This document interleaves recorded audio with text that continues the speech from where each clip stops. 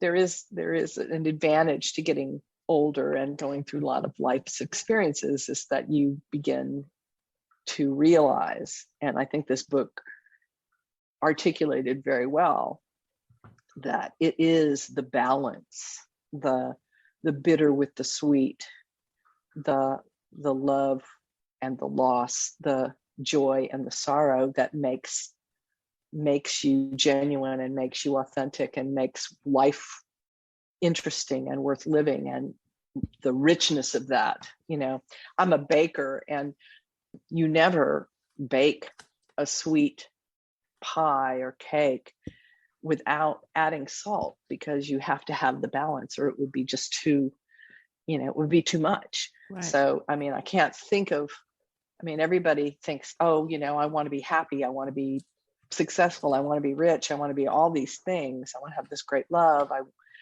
And I don't want to have all the bad stuff. Yeah. But the bad stuff, the quote bad stuff, is you can't fully appreciate and reach that joyful state unless you have had deep sorrow and loss.